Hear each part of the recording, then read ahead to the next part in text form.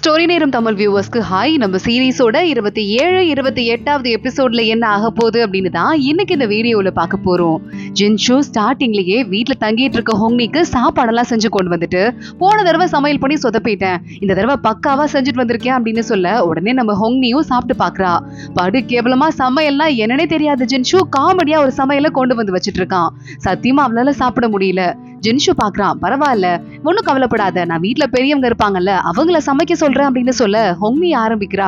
அம்மா உன் வீட்டுல நான் வந்ததுல இருந்து உன் அம்மா அப்பாவையே பாக்கலையே அப்படின்னு கேட்க உடனே ஜின்ஷு சொல்லிக்கிட்டு இருக்கான், எனக்கு அம்மா அப்பாவே கிடையாது, சின்ன வயசுல இறந்து போயிட்டாங்க, குர்லனோட அம்மா அப்பா என்னோட அங்கிள் ஆண்டி தான், அவங்கதான் என்ன வளர்த்தாங்க அப்படின்னு எல்லா விஷயத்தையும் சொல்ல ஜின்ஷுவை என்ன எப்படி என் ஃபேமிலியோட கொண்டானோ அதே மாதிரி கொல்லணும்னு சொல்லிட்டு தான் ஹோங்னி வந்து வெயிட் பண்ணிட்டு இருக்கா. அம்மா அப்பாவே இல்லன்னு சொன்னது கொஞ்சம் ஷாக்கிங்கா இருக்கு. நீ என் அங்கிள் ஆண்டிய பாக்க வரியா, நீ ரொம்ப என் மனசுக்கு நெருங்கிட்ட, உனக்கு கூட்டு போறேன் அப்படின்னு ஜின்ஷு கூட்டு போறான். ஹோங்னி இறங்குறா. உள்ள குர்லனோட அம்மா அப்பா எல்லாம் வந்து கூட்டு போயிட்டு இருக்காங்க. எல்லாரும் ஒண்ணா உட்காந்து டின்னர் சாப்பிட ஆரம்பிக்கிறாங்க. இதை சாப்பிடுமா, ஜின்ஷுக்கும் இதுதான் ரொம்ப பிடிக்கும்னு சொல்ல ஹோங்னி சாப்பிட்டு பார்த்துட்டு ரொம்ப நல்லா இருக்கு, அதான் அவனுக்கும் ரொம்ப பிடிச்சிருக்கு போல அப்படின்னு சொல்லிட்டு சாப்பிடுறா. ஜின்ஷு இதுவரைய எந்த பொண்ணையும் வீட்டுக்கிட்ட கூட்டு வந்ததே இல்ல. முதல் தடவையா ஒரு பொண்ணு கிட்ட பேசுறது மட்டும் இல்லாம எங்களை பார்க்க கூட்டு வந்திருக்கான். கடைசி வரைய சிங்கிளா இருந்துருவானு நினைச்சேன். அவனுக்கு எப்படி நீ ஸ்பெஷலோ அதே மாதிரி நீயும் எனக்கு ஸ்பெஷல், இந்த அந்த ஜுவல்லரி வச்சுக்கோ அப்படின்னு உங்க அத்தை ஒரு ஜுவல்லரியை வேற கையில கொடுத்துடுறாங்க. இன்னைக்கு ரொம்ப சந்தோஷமா இருக்கேன்னு எல்லாரும் பேசிக்கிட்டு இருக்காங்க. ஜின்ஷு வெளியே வந்துடுறான். ஹோங்னி கிட்ட பேசிக்கிட்டு இருக்கான். என் அம்மாவையும் அப்பாவையும் ஒரு அரக்கன் தான் கொண்டுட்டான் அப்படின்னு சொல்ல பழி வாங்குற எண்ணம் உனக்கு இருக்கா அப்படின்னு ஹோங்னி கேட்டுட்டு இருக்கா. இல்ல இந்த மாதிரி எண்ணம்லாம் எனக்கு இல்ல, போயிடுச்சு, மக்களை காப்பாத்தணும் அப்படிங்கிற ஒரே எண்ணம் மட்டும் தான் இருக்கு. ஆனா மக்களை காப்பாத்துறதுக்காக யார வேணும்னாலும் ரிஸ்க் எடுத்துக்குவேன், உயிரே வேணா பணையம் வைப்பேன் அப்படின்னு சொல்லிட்டு ஜின்ஷு சொல்ல ஹோங்னி பாத்துட்டு இருக்கா. இவன் அவ்வளவு ஒன்னும் கேவலமான ஆளா இருக்க மாட்டான் போல, நம்ம என்ன பண்ண போறோம் அப்படின்னு யோசிச்சுட்டு இருக்கா. இன்னொரு பக்கம் நம்ம லூஜு வரான். அவனுங்க பேசுறதெல்லாம் கேட்டுட்டு இருக்கான். ஹோங்னி மறுபடியும் வீட்டுக்கு திரும்ப போயிடுறா. நான் என்ன பண்றது, எப்படியாவது அவனை கண்டுபிடிச்சு குடும்பத்தோட கொல்லணும்னு நினைச்சிட்டு இருந்தேன், ஆனா என்னால கொல்ல முடியலையேன்னு யோசிச்சுட்டு இருக்கும் போதே நிறைய நெகட்டிவ் எனர்ஜிலாம் அங்க பறக்க ஆரம்பிக்குது. அப்போ ஒரு வேலைக்கார ஜோடி கிஸ் பண்ணிக்கிறாங்க. அந்த இடத்துக்கு கரெக்டா வேகமா ஓடி வந்துடுறான். அடுத்தவங்க கிஸ் பண்றத பார்க்க கூடாதுன்னு ஹோங்னிய ஜின்ஷு கூட்டு போயிடுறான். உனக்கு கிஸ் வேணும்னா என்கிட்ட கேட்க வேண்டியதானே அப்படின்னு ஜின்ஷுவோட உடம்புக்குள்ளேயும் ஒரு நெகட்டிவ் எனர்ஜி போயிடுது. ஹோங்னிக்கு கிஸ் பண்ண ஆரம்பிச்சிடுறான். ஹோங்னி பார்த்துட்டு ஷாக் ஆயிடுறா. என்ன உனக்கு ரொம்ப பிடிச்சிருக்குல்ல, எனக்கு உன ரொம்ப ரொம்ப பிடிச்சிருக்கு, முதல் தடவை பார்த்ததுமே உங்ககிட்ட காதல விழுந்துட்டேன், உன் மேல இருந்து வர பூவாசம் என்ன பைத்தியமாக்குது அப்படின்னு ஜின்ஷு சொல்ல தள்ளுங்க பூராஜா அப்படின்னு தள்ளி விட்டுறா. பூராஜாவா, அது யாரு, வேற யாராவது உன் மனசுல இருக்காங்களா அப்படின்னு கேட்டுட்டு ஜின்ஷு கொஞ்சம் கடுப்பாயிட்டு அங்க இருந்து கிளம்பி போயிடுறான். லூஜு பின்னாடி நின்னுட்டு இருக்கான். இங்க இன்னொரு பக்கம் இந்த நாட்டோட தலைவன் இருக்கான்ல, அவன் படுத்து ரெஸ்ட் எடுத்துட்டு இருக்கான். கரெக்டா அப்ப அவன்கிட்ட ஒரு தீய சக்தி போது அவனோட உடம்புக்குள்ள போயிடுது. அப்போ ஒரு டாக்டர் அவனுக்கு மருந்து கொடுக்கறதுக்காக உள்ள வர, மருந்தெல்லாம் வேண்டாம் அப்படின்னு அந்த டாக்டரை கொண்டு போட்டுட்டு இதுக்கு மேல எனக்கு அழிவே கிடையாதுன்னு அந்த பிரின்ஸ் கத்த ஆரம்பிக்கிறான். அங்க வந்து அந்த கெட்ட சக்தியை கொடுக்கறது வேற யாரும் இல்ல, இந்த பைச்சா தான். பைச்சா பாத்துட்டு இருக்கும் போதே இனிமே எனக்கு சாவே இல்ல, நான் ஸ்ட்ராங்கா இருக்க போறேன் அப்படின்னு அந்த ஆளு கத்திக்கிட்டு இருக்கான். ஊருக்குள்ளயுமே யாருமே சரியா இல்ல, குள்ளனோட வேலைக்காரங்க கூட 2 பேர் அடிச்சிட்டு இருக்காங்க. ஏண்டா சண்டை போடுறீங்க அப்படின்னு குன்னூன் வந்து தடுத்து நிறுத்த அங்க வர லூயா தான் குன்னோனையே காப்பாத்துறா. ஆளாளு கடிச்சிட்டு இருக்காங்க. குன்னூனுக்கு என்ன நடக்குதுன்னு புரியல. ஜின்ஷுவும் ஹோங்னியும் பாக்குறாங்க. அப்பயும் வேலைக்கார பொண்ணுங்களா திருடிட்டு போறது, கறி சாப்பிடுறது அப்படின்னு ஆளாளு கொன்னு பண்ணிட்டு இருக்காங்க. ஜின்ஷு மத்த 2 பேரையும் மீட் பண்றான் குன்னூனோட சேர்த்து. எல்லாரும் சேர்ந்து பிளான் பண்றாங்க. இங்க கண்டிப்பா ஏதோ ஒரு மாற்றமா நடக்குது, ஏதோ ஒரு கெட்ட சக்தி தான் வேலையை காட்டுது அப்படின்னு சொல்லிக்கிட்டு இருக்க எல்லாரும் ஆளாளுக்கு ஒரு பக்கம் போய் செக் பண்ணலாம் அப்படின்னு ஹோங்னி கிளம்புறா. கரெக்டா அந்த பக்கமா ஹோங்னி போற பக்கம் லூயா வந்துடுறா. நீ யாருங்கிற விஷயம் எனக்கு தெரியும், நீ யாருங்கிற விஷயம் எனக்கு தெரிஞ்ச மாதிரி என்ன பத்தி உனக்கும் தெரிஞ்சிருக்கணுமே அப்படின்னு லூயா கேட்க, எனக்கு யாரையும் தெரியாது, நான் பேய் பிடிக்கிறதுக்காக வந்திருக்கேன் அப்படின்னு அங்க இருந்து ஹோங்னி கிளம்புறா. லூயா கையில பவர் எடுத்துட்டு கொஞ்சமும் பொய் சொல்லாத, என்கிட்ட உண்மையை சொல்லுன்னு கேட்க, எனக்கு தெரியாது, தெரிஞ்சாலும் உன்கிட்ட சொல்லுங்கிற அவசியம் எனக்கு கிடையாது அப்படின்னு ஹோங்னி அங்க இருந்து கிளம்பி போயிடுறா. ஹோங்னி நேரா ஜின்ஷு எங்க போயிருக்கான்னு பாக்குறா. அங்க ஏற்கனவே வந்து 2-3 பேர் இறந்தெல்லாம் கிடக்குறாங்க. நடக்கிற ப்ராப்ளம்ல என் மேல கவலைப்பட்டு என்ன பார்க்க வந்தியா அப்படின்னு ஜின்ஷு கேட்டுட்டு இருக்கான். இங்க இருக்கிற எல்லாருக்கும் என்ன ஆச்சுன்னு கேட்க, எல்லாரையுமே டீமன் தான் கொன்னு இருக்குன்னு சொல்லிக்கிட்டு ஜின்ஷுவும் நடந்ததை சொல்லிக்கிட்டு இருக்கான். குன்னனோட இடத்துல ஏற்கனவே குன்னனோட அந்த அம்மா அப்பா இருப்பாங்கல்ல, அவங்க கிட்ட இந்த வேலைக்காரங்களா சண்டை போட்டு அவங்களே அட்டாக் பண்ண ட்ரை பண்ண, அவங்களே போய் அந்த இடத்துக்கு போற நம்ம லூயா கொன்னுடுறா. குன்னனுக்கு ரொம்ப வேண்டிய ஆண்டி ஒருத்தங்க இருக்காங்க, அவங்களே குன்னன் அட்டாக் பண்ண ஆரம்பிக்கிறாங்க. அவங்க மேலே கெட்ட சக்தி இருக்குது போல.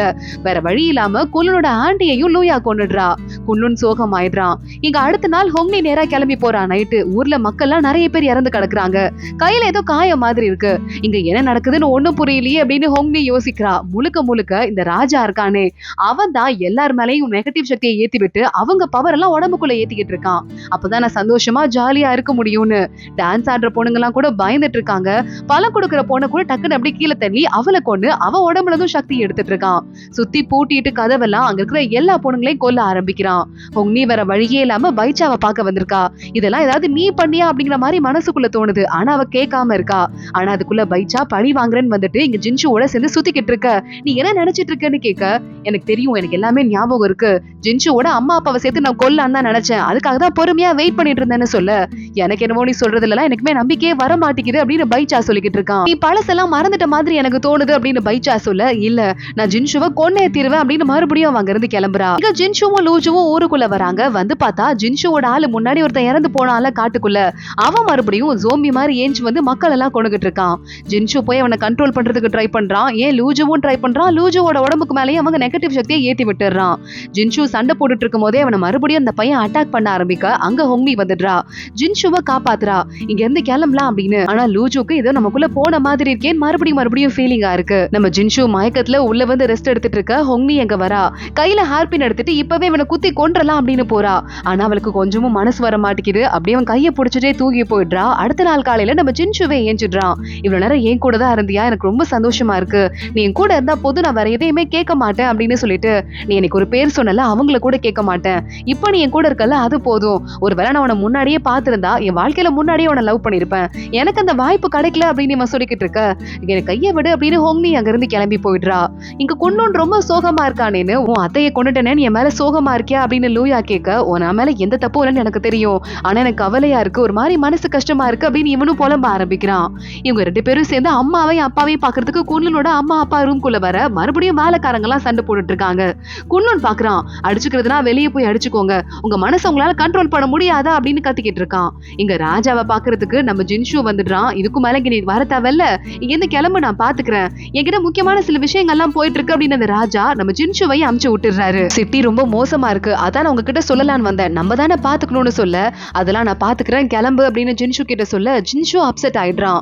ஜின்ஷு வெளியே வந்து உட்காந்துட்டு இருக்கும் போது லூஜு வந்துட்டு, இப்ப என்ன பண்ண போறோம் சீனியர், எனக்கே ஒண்ணும் புரியலன்னு சொல்ல, எல்லாருமே பப்பட்டா மாறிக்கிட்டு இருக்காங்க, இப்படியே போனா அது சரிப்பட்டு வராது, நம்ம ஏதாவது பண்ணணும் அப்படின்னு ஜின்ஷு யோசிக்க ஆரம்பிக்கிறான். இங்க பைச்சாவும் ஹோங்னியும் வெளியே ஒரு ஹோட்டல்ல உட்காந்துட்டு இருக்காங்க. நீ என் மேல சந்தேகப்படுறியா, நான் அதுக்கெல்லாம் காரணம் கிடையாது, நான் உன்னை காப்பாத்தணும், உன்னை பத்திரமா பாத்துக்கணும்னு மட்டும் தான் ட்ரை பண்றேன், அப்படி மேல சந்தேகப்பட்டனா இந்த வாள் இப்பவே என் கழுத்தை வெட்டி கொண்டுடுன்னு சொல்ல, இவ்வளவு தூரம் சொல்றான், இவன் கண்டிப்பா தப்பு பண்ணிருக்கான் மாட்டான் போல அப்படின்னு மறுபடியும் ஹோங்னி இவனை நம்ப ஆரம்பிச்சிடுறா. இங்க எக்கச்சக்கமா வந்து நினைவு சடங்கெல்லாம் நடந்துட்டு இருக்கு. குன்லுனோட அத்தையும் இறந்து போயிருக்காங்கல்ல, அவங்களுக்கு சடங்கு பட்டதுக்காக வெயிட் பண்ணிட்டு இருக்க குன்லுன் கடைசியா ஒரு தடவை பாக்குறதுக்கு வரான். ஆனா அவங்க அத்தை டக்குன்னு சவப்பெட்டில இருந்து ஏஞ்சிடுறாங்க. அவங்க உடம்புல இருந்து குன்லுன் மேல நெகட்டிவ் எனர்ஜி அனுப்பிடுறாங்க. லூயா கொஞ்சம் லேட்டா வரா. ஆனா அதுக்குள்ள நம்ம குன்லுனோட கண்ணெல்லாம் மாறி போயிடுது, அட்டாக் ஆயிருக்கான் அப்படின்னு சொல்லிட்டு தெரிஞ்சிருது. லூயா என்ன பண்றது அப்படின்னு யோசிக்க ஆரம்பிக்கிறா. ஹோங்னிக்கும் ஜின்ஷுக்கும் இன்னும் விஷயம் தெரியல. அடுத்து நம்ம பார்க்க வேண்டிய வேலையை போய் பார்க்க ஆரம்பிக்கலாம் அப்படின்னு நம்ம ஹோங்னி சொல்ல ஆரம்பிக்க, ஜின்ஷு பாத்துக்கிட்டு இருக்கான். இப்பயாவது நீ என்கிட்ட ஒரு சில விஷயத்த சொல்லு, என்னை பத்தி புரிஞ்சுக்க மாட்டியா, நான் பெர்ஃபெக்டான ஆள் இல்லைன்னு தெரியும், ஆனா நான் உன்னை உண்மையாவே லவ் பண்ணிக்கிட்டு இருக்கேன், இங்க இவ்வளவு மோசமான சிச்சுவேஷன் இருக்கு, இப்ப நான் சொல்றேன், ஒருத்தங்களை காப்பாத்தணும்னா கூட நான் உயிரை கொடுத்து சண்டை போடுவேன், ஆனா எனக்கு அதனை விட நீ ரொம்ப ரொம்ப முக்கியங்கிறத நீ தெரிஞ்சுக்கோ அப்படின்னு சொல்ல, ஹோங்னி அமைதியா பாத்துட்டு இருக்கா. இவன் யாருன்னு என்னால புரிஞ்சுக்க முடியல அப்படின்னு. இங்க பைச்சா நேரா மறுபடியும் இந்த ராஜா கிட்ட போயிடுறான். என்ன நீ நிறுத்த முடியும் நினைக்கிறியா, முடியாதுன்னு ராஜா பைச்சாவையே சேலஞ்ச் பண்ண ஆரம்பிக்கிறான். குன்லுன்ன லூயா ஒரு தனி ரூம்ல போட்டு அடைச்சிட்டு இருக்கா. குன்லுனுக்கு பைத்தியம் பிடிச்ச மாதிரி கிடைக்கிறதெல்லாம் சாப்பிட்டுட்டு இருக்க. லூயா நேரா உள்ள வந்து அவன் கண்ணை கட்டிடுறா. கண்ணுலதான் உனக்கு அஃபெக்ட் ஆயிருக்குங்கிறதால கண்ணை கட்டி விடுறேன் அப்படின்னு. அங்க ஜின்ஷுவும் ஹோங்னியும் வந்துட்டாங்க. என்ன ஆச்சுன்னு பார்த்தா இவனும் அஃபெக்ட் ஆயிருக்கிறது தெரிய வருது. என்னையும் கூட்டு போங்க, நான் பழி வாங்காம விட மாட்டேன் அப்படின்னு குன்லுன் சொல்ல, இப்போதைக்கு உன்னை நாங்க இங்க விட்டு போறோம், சீக்கிரமா நான் உன்னை கூட்டு போறேன் அப்படின்னு லூயா அங்க இருந்து கிளம்ப ஆரம்பிக்கிறா. மூணு பேரும் வெளியே யாரு கண்டிப்பா நம்ம அஃபெக்ட் ஆயிருக்காங்களோ இல்ல ஃபர்ஸ்ட் அஃபெக்ட் ஆனாங்களோ அவங்கள பிடிக்கணும், எல்லாமே சரியாயிரும் அப்படின்னு தேட ஆரம்பிக்கிறாங்க. ஆளுக்கு ஒரு டைரக்ஷன்ல பிரிஞ்சு போயிட்டு இருக்காங்க. அங்க நம்ம லூஜு இருக்கானே, அவனுக்கு பைத்தியம் பிடிச்ச மாதிரி எப்படியாவது நான் காப்பாத்தணும், ஜின்ஷுவை காப்பாத்தணும் அப்படின்னு சொல்லிக்கிட்டே பாக்குறான். அவன் கண்ணும் அஃபெக்ட் ஆயிருக்கிறது தெரியுது. உடனே நம்ம ஹோங்னி அவனை அட்டாக் பண்ண ஆரம்பிக்கிறா, உன்னை கொன்னே ஆகணும் அப்படின்னு. ஆனா அந்த நேரம் பார்த்த அந்த இடத்துக்கு லூயா வந்துடுறா தம்பியை காப்பாத்துறதுக்காக. இங்க ஜின்ஷுவும் அடுத்த நேரம் ராஜாவை பாக்குறதுக்கு உள்ள போயிட்டு நிலைமை மோசமாயிட்டு இருக்கு அப்படின்னு சொல்லிக்கிட்டு இருக்கான். லூயா விட மாட்றா, எவ்வளவு தைரியம் தான் லூஜுவை அட்டாக் பண்றதுக்கு போவ, நான் விடுவேன் நினைச்சிட்டு இருக்கியா அப்படின்னு கேட்க ராஜாவை பாக்குறதுக்கு ஜின்ஷு போனால ராஜாவை அங்கேயே மயக்கம் போட வச்சுட்டு பைச்சா அங்க வந்துடுறான். நீ வருவன் தான் எதிர்பார்த்துட்டு இருந்தேன், அவ செய்ய முடியாத வேலையை நான் பண்றேன் அப்படின்னு ரெண்டு பேரும் ஒருத்தங்க அட்டாக் பண்ணிக்க ஆரம்பிக்கிறாங்க. ஒரு வழியா இங்க பிரச்சனை எல்லாம் முடிச்சுட்டு நம்ம ஹோங்னியும் லூயாவும் உள்ள வந்துடுறாங்க. இந்த ராஜா கிட்ட சண்டை போடுறதுக்காக பைச்சா அங்க இருந்துட்டு இருக்கான். நீ தான் இதுக்கெல்லாம் காரணமா, என்கிட்ட ஏன்டா பொய் சொன்ன அப்படின்னு ஹோங்னி கேட்டுக்கிட்டு இருக்கா. இத்தனை நாள் இந்த உண்மையை மறைச்சிட்ட, என்கிட்ட பொய் சொல்லி ஏமாத்திருக்க அப்படின்னு சொல்லிக்கிட்டு இருக்க. உள்ள அடிபட்டு இருக்க நம்ம ஜின்ஷுவை குன்லனும் லூயாவும் சேர்ந்து காப்பாத்த ஆரம்பிக்கிறாங்க. கண்டிப்பா அவனை விடக்கூடாது, அந்த பைச்சா கெட்டவனா இருப்பான் போல அப்படின்னு ஜின்ஷு சொல்ல, நான் பாத்துக்கிறேன், அவன் உண்மையாவே கெட்டவன் தான் அப்படின்னு அங்க இருந்து வேகமா லூயா கிளம்புறா. இங்க பாவம் ரொம்ப ரொம்ப மோசமான நிலைமை இருந்துட்டு இருக்கான் லூஜு. அவனுக்கு எல்லா ஞாபகமும் கொஞ்சம் கொஞ்சமா வர ஆரம்பிக்குது. இன்னொரு பக்கம் அடுத்த நாள் பைச்சா எங்கேயோ ஓடி போயிட்டான். அவனுக்கு மெசேஜ் அனுப்பலாம் அப்படின்னு மறுபடியும் ஹோங்னி ட்ரை பண்றா. மெசேஜ் அவனுக்கு ரீச்சே ஆக மாட்டேங்குது. என்ன பண்றதுன்னு தெரியாம அவன் முழிச்சிட்டு இருக்கும் போதே லூயா ஜின்ஷு ரெண்டு பேரும் உள்ள வந்துடுறாங்க. குன்லுனை பார்க்க முடியல, எங்க போனான்னு தெரியல அப்படின்னு சொல்லிக்கிட்டு இருக்க. நான் இப்ப வந்துடுறேன் அப்படின்னு லூயா குன்லுனை தேடி போறா. மறுபடியும் நம்ம ஜின்ஷு ஹோங்னி கிட்ட தனியா பேசிக்கிட்டு இருக்கான். என் மனசு உனக்கு புரிஞ்சதுன்னு நினைக்கிறேன். இங்க பாரு, இந்த முக்கியமான நிலைமையிலையும் உன்கிட்ட பேசுறேன் அப்படின்னா, ஏன்னா ஏற்கனவே எனக்கு ஏதோ ஞாபகம் எல்லாம் வர மாதிரி இருந்தது. இப்ப இந்த பழைய பையன் உன் ஞாபகத்துல இருக்கிற நீ வெறுக்கிற பையன் நான் தானே எனக்கு தெரிஞ்சிருச்சு. ஆனா அவ ஏதோ முட்டாள்தனமா ஏதாவது பண்ணிருக்கலாம், நான் அப்படி பண்ண மாட்டேன். நீ எனக்கு ரொம்ப ரொம்ப முக்கியம், சந்தோஷமும் நிம்மதியும் தான் என் வாழ்க்கையில இம்பார்ட்டண்டா நான் நினைக்கிறேன்னு சொல்ல, நம்ம மனசுக்குள்ளேயே ஹோங்னி யோசிக்கிறா. உன்னை கொல்லணும் தான் நினைக்கிறேன், ஆனா நான் கொல்லுங்கிற வெறுப்போட வந்த ஆள் நீ கிடையாது, நீ வேற யாரோ இருக்க, நான் என்ன பண்ண போறேன்னு தெரியல அப்படின்னு யோசிச்சுட்டு இருக்கா.